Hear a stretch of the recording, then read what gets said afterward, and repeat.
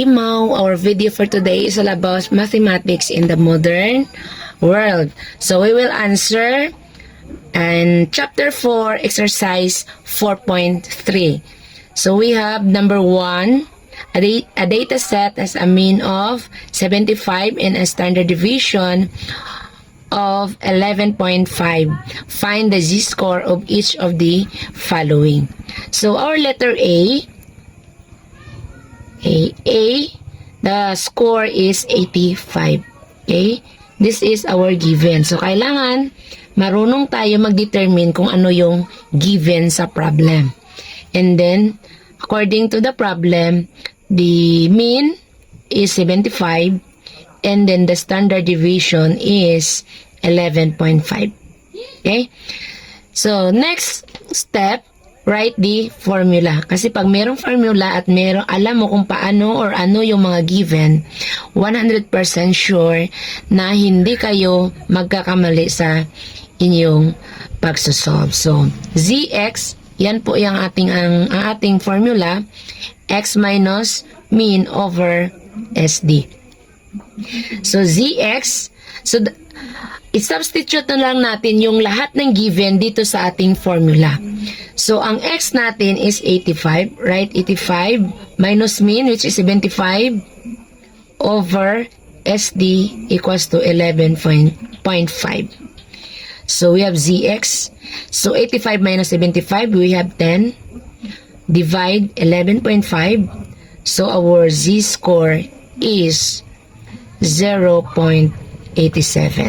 So, that is our answer. So, 2 decimal point lang tayo. Next, proceed to letter B. So, our x is 95. Then, copy na lang natin yung ating mean. Kasi same problem lang sila. And then, our SD is 11.5. Okay, formula. So, bakit ko inuulit-ulit yung formula? Para masanay kayo na sa pag-solve ng step by step. Okay? So, kasi mayroong mga teacher na medyo terror, so dapat naka step by step talaga. Kahit pa ulit-ulit pa yan. So, the value of our x in letter B, we have 95 minus 75 over 11.5.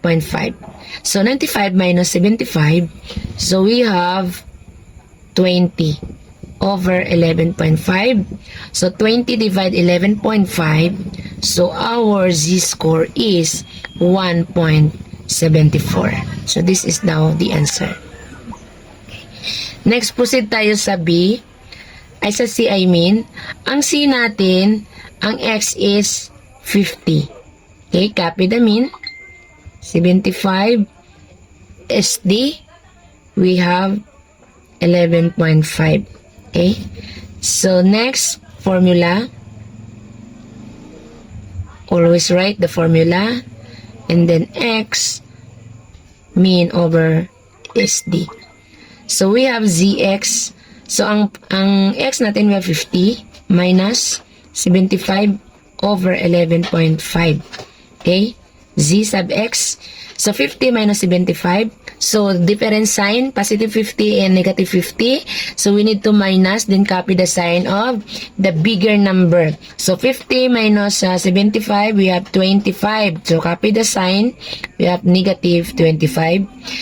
Divide 11.5, which is our SD. So, therefore, our z-score is negative 2.17.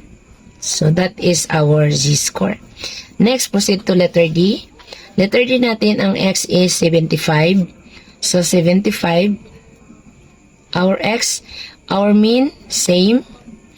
75. And then SD, we have 11.5. Formula. Sige. Medyo pagod sa pagsulat ng formula. So, Zx equals to x minus mean over SD. Okay, so Z sub x equals to our x is 75, our mean is 75. Okay, over SD 11.5. Z sub x equals to 75 minus 75, 0. 11.5. So, 0 divide 11.5 or lahat ng numerator. If our numerator is 0, so automatically our answer is 0. Therefore, our z-score is 0. Thank you so much and have a good day, everyone. Please like, comment, share, and subscribe. thank you for watching.